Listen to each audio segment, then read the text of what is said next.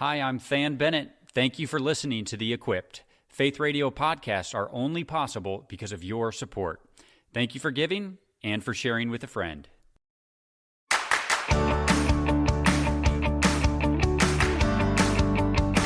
Sometimes your brain just has to create a category. Hey everyone, I'm Thann Bennett. Welcome into The Equipped. I am so glad you are here for the conversation. I will return to that thought about creating a category in just a moment. Then we will turn our attention to our three headline stories of the week. Those are: a pipe bomb suspect has been arrested, you're fired, and you're pardoned. Of course, as we always do, we will consider those stories through the lens of the true and the beautiful. And so we will close our time by landing on the beautiful this week. The beautiful involves a wedding feast. And if you want to learn more about any of that or why we do this, you can hop on over to theequippednewsletter.com. You will find a gathering of Jesus followers who do just that every week. We come together to consider headline news through the lens of the true and the beautiful. We always close on beauty so that we can hold that posture as we go back out into the world. But we never start a conversation, be it a newsletter or this broadcast, without first standing on truth. And so let's begin there. Have you ever purchased a car or maybe a shirt or a pair of pants or maybe a lawnmower, and then immediately you recognize that everyone else seems to have the very same thing? That's because your brain has created a new category for those things. We're going to discuss that right now on The True. So I know this has happened to you. I know it's happened to you because it's happened to me so many times. You purchase something new, and I think maybe the most very clear example of this is when you purchase a new car. New or used, it's new to you. You purchase a new car. You're out driving it for the first time after you've left the lot or after you've closed the transaction, and suddenly you notice it. That car is everywhere. You had never noticed before this particular make and model of car, but suddenly, now that you have purchased it, you see it everywhere. And you wonder, why are so many people suddenly driving the same car as me? And this is true for any number of products. Maybe it's something you purchased, a piece of apparel, and suddenly everyone is wearing that. Or maybe you got a new John Deere tractor, and all of a sudden it looks like everybody's got a John Deere. Although that's probably pretty close to the truth. But suddenly your model of John Deere is everywhere you look. Everyone is driving that John Deere. It feels like everyone has made the same purchase as you at the same exact time as you.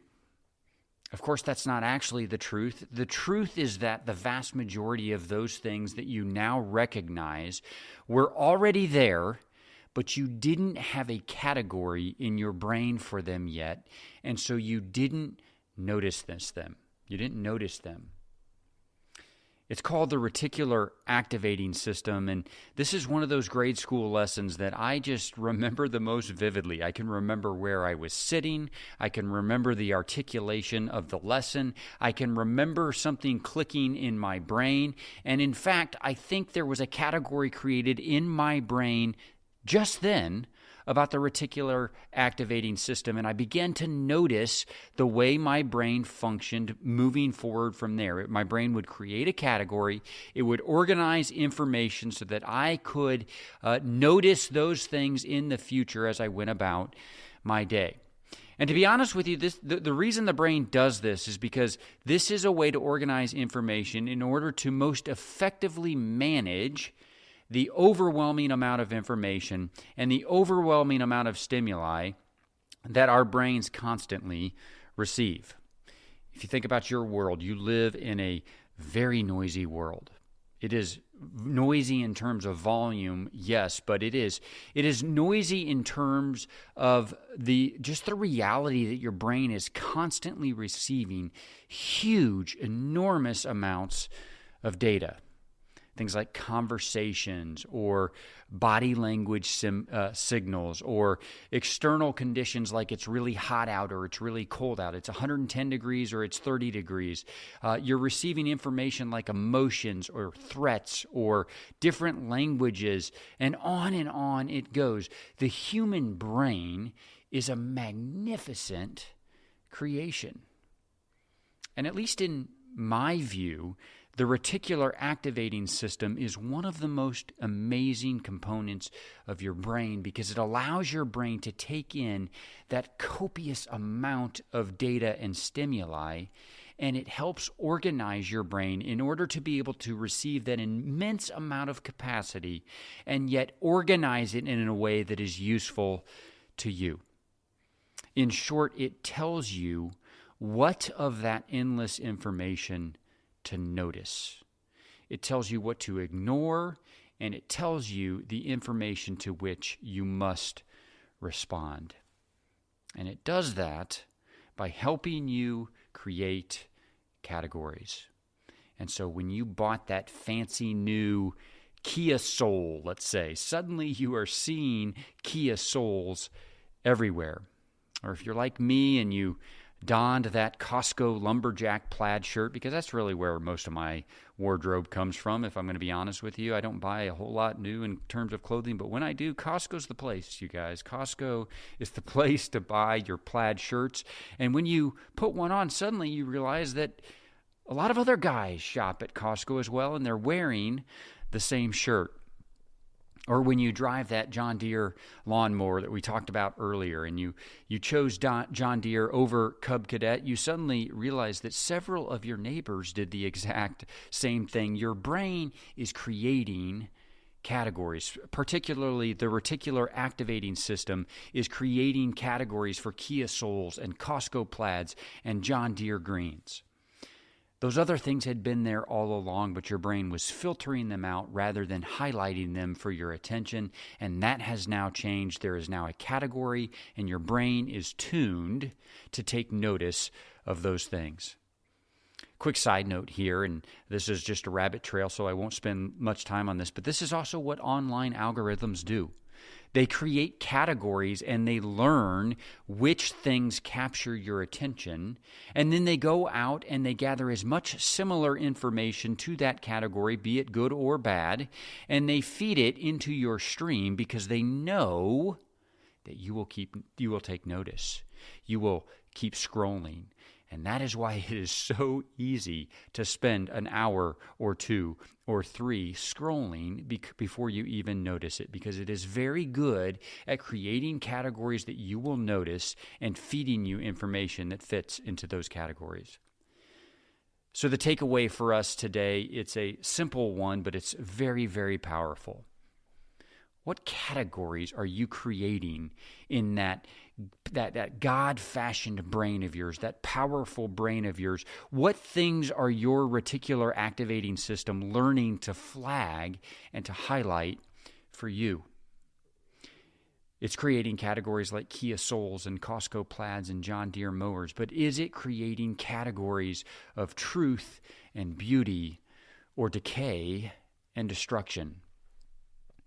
We've been talking about the brain science behind this biblical truth, but really it's the same thing as the core verse that we base the equipped on. We call it the true and the beautiful, but Philippians 4:8 says it this way: "Finally, brothers and sisters, whatever is true, whatever is noble, whatever is right, whatever is pure, whatever is lovely, whatever is admirable, if anything is excellent or praiseworthy, think about such things."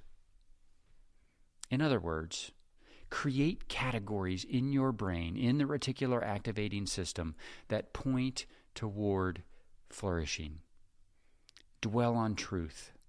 Dwell on beauty. Dwell on goodness. And resist the temptation to give too much time to things that will distract or destroy. And by the way, it is certainly a truth that God will ask you to stand against those things that are destructive, things that destroy. He will ask you to stand against those things with some regularity. But your default categories to set your mind to, according to the edicts of Scripture, should be labeled with truth and beauty. Those are the things you should be conditioned to take notice of. Now, I want to sort of give you a tongue-in-cheek warning on this. If you do this, if you create new categories in your brain labeled truth and beauty, you are going to start to see, quote, new instances of truth and beauty and goodness all around you. Those things have been there all along, but if you create a category in your brain for them, you are going to take notice of them, and you are going to do it because your God-designed brain now has a category for them. So buckle in, be prepared to take in truth and beauty, and make sure that your brain has a category for them. One of the categories that you and I are collectively labeling in our brain is how to identify truth and beauty in headline news stories that don't necessarily scream truth and beauty. That is certainly the case for our first story of the week this week.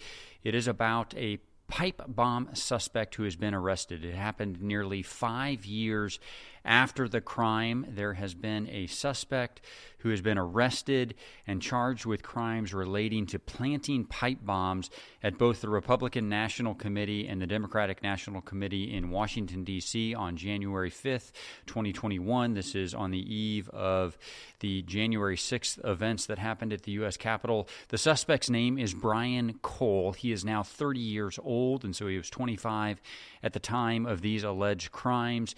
He was initially identified only on surveillance camera as someone wearing a hoodie with a face mask and wearing Nike Air Max shoes. It took 5 years to track down a suspect and to place him under arrest.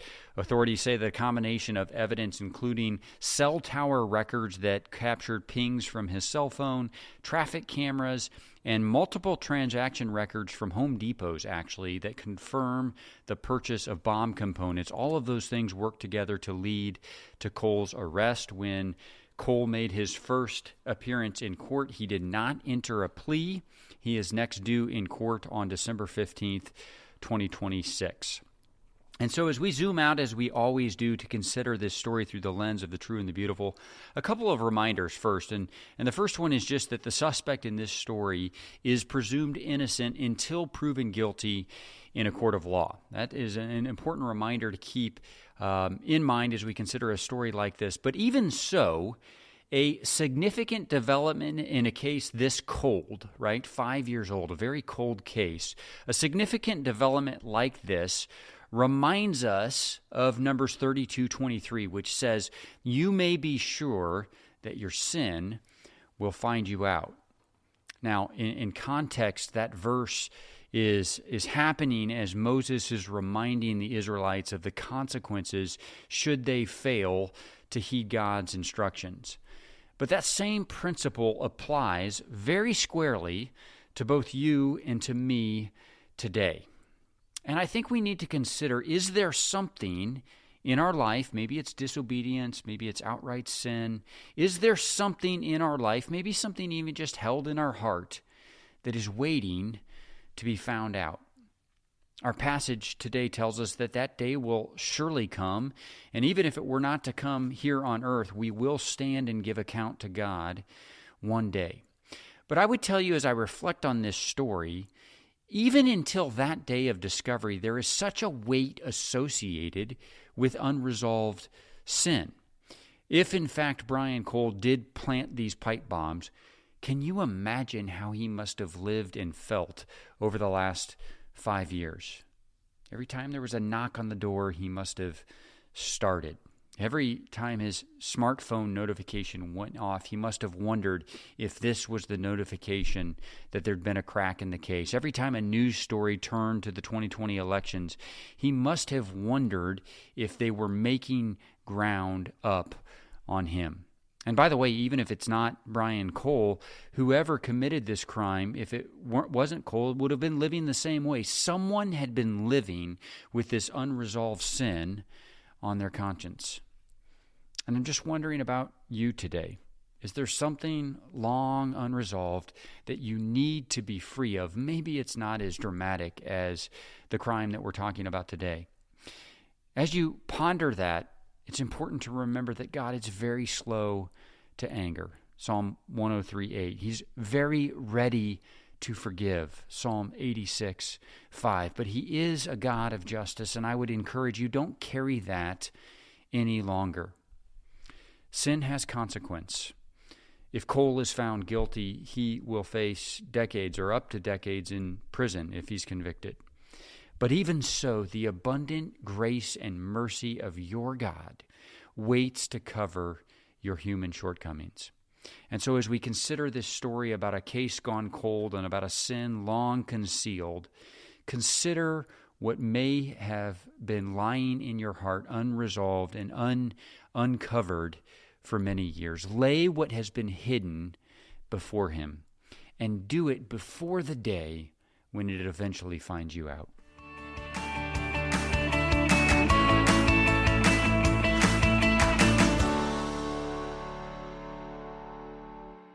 Hi, Faith Radio family. Thann Bennett here with a special invitation for you. So much in our world today is screaming for us to be consumed by fear and division and brokenness. But the promise of the gospel means that our foundation is secure. We should live not from a place of fear, but instead our lives should be marked with power and with love and with sound minds. And so every week I'm sending out the Equipped newsletter. Every issue opens with truth from God's Word. From that vantage point of truth, we look at a handful of current events in our world. We do it not to simply consume information, but we do it looking for opportunities for the gospel of Jesus Christ to inject love and healing and redemption into those who need it. We close every issue with a simple reminder of something that is beautiful in our world. I want to invite you to join our community. You can sign up at theequippednewsletter.com. That'll trigger an email back to you. Just click to confirm. Again, it's theequippednewsletter.com. I'll see you there.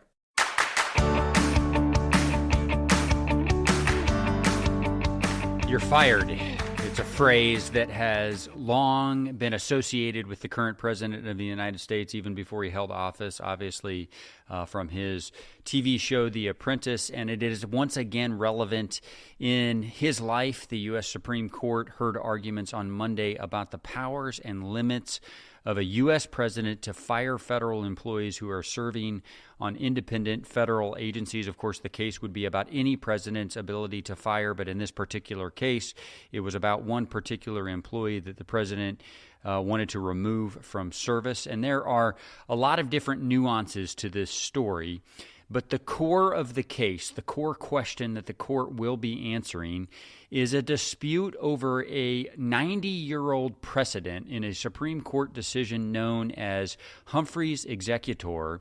And it deals with how Article 2 of the U.S. Constitution deals with the statute involved here. The administration is arguing that Article 2 gives the president sweeping authority to determine and change the personnel makeup of independent agencies. So not only can the president appoint those who serve on these agencies, but he or she can also remove those serving at will. Those who are arguing against the administration argue in favor of limitations that were established by the previous court decision 90 years ago. Now, most court observers who were tracking the case and listening to the arguments, most of them agree that the justices seem poised to side with the administration, but we won't know for sure on that until spring, very likely June, as the current term wraps up. And so, as we consider how to interact with this story, it really comes back to this question that we ask a lot. Who has the authority? And that's a question that we ask in the front end of a lot of different stories. And to be honest with you, it's a question that America's founders really intended us to be asking very frequently. When the founders chose to establish what is known as a compound republic. That's a phrase that James Madison used repeatedly. He used it a lot in Federalist 51, and it describes a government with multiple divisions in authority. Most people are familiar with the three branches of government, how federal power is divided into three different branches, but there's also a secondary division of power in a compound republic like America's, and that's a division between federal power and power delegated and reserved for the states. And our founders intentionally chose that compound republic, and they were choosing a power struggle over a robust and efficient central government. They did not want efficiency nearly as much as they wanted to perpetuate an actual power struggle between these various repositories of power. They were, in a sense, choosing these repeated disputes like we are seeing this week. They wanted to restrain power so much, they wanted to avoid what they saw as the lessons of history where power consolidated, and so they were choosing instead to create regular opportunities for the American people and for the various repositories of power to be in conflict with each other.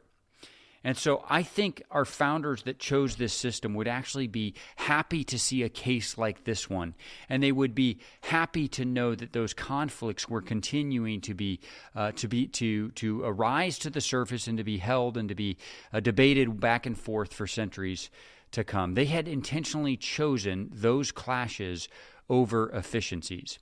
And so I would say to you, to every member of the Equipped community, no matter which argument you think should prevail in this particular case, I think we should all be grateful for this adversarial system that has occurred and for these regular opportunities to reevaluate the division of authority in America's compound republic.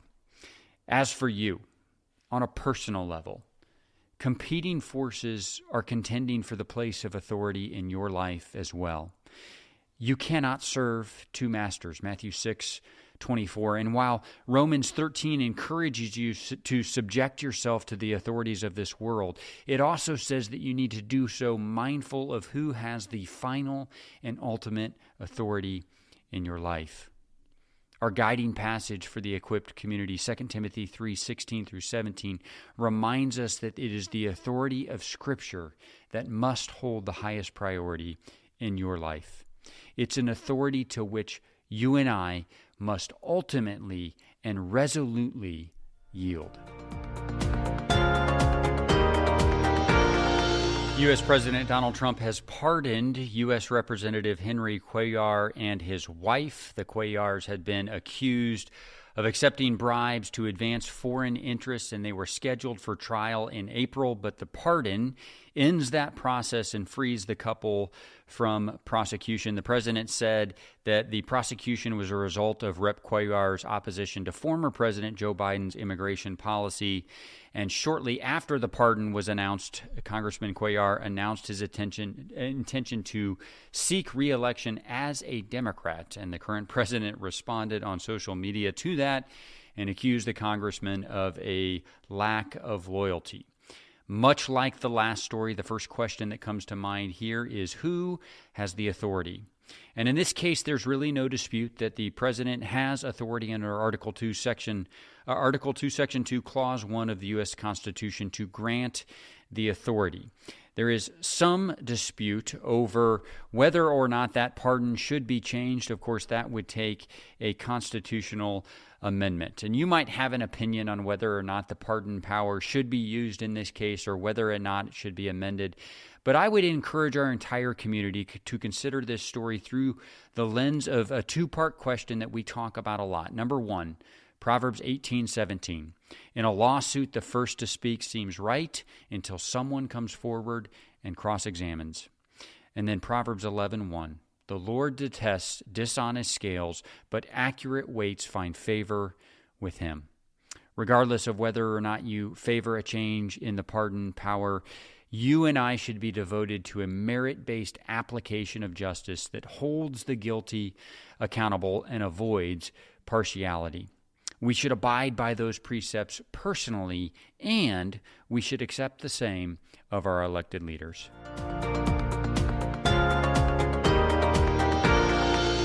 It's time to land on beauty, and if you have not already seen it, I encourage you to hop on over to theequippednewsletter.com, take in the image provided by my wife, Brooke. It is titled A Wedding Feast, and my friends, the lights are lit, the decorations are up, the table is set, and the feast is prepared. But in the midst of all that pageantry, you are the bride that is sought by the King. Our festivities in this season are to celebrate his arrival, but he has chosen you to be his. There is no greater beauty.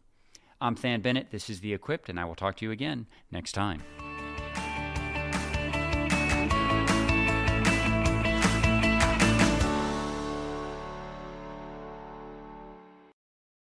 Thank you for listening to this conversation from The Equipped.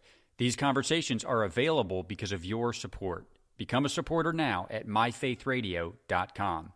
And please subscribe to the podcast so you don't miss any episodes, and share it with friends so together we can stay informed and be equipped to serve. But of all the considerable amount of things that grated Scrooge to his very core, would recoil him at every thought, note, or reminder, was his deep-seated, unadulterated, pure, and utter disdain for Christmas. Merry Christmas, sir. Merry Christmas, sir. Bah! Humbug! Jacob Marley? You will be visited by three spirits on this very eve. One of the past, one of the present, and of the future. Perhaps I could take them all at once and have it done with. Jacob! Jacob!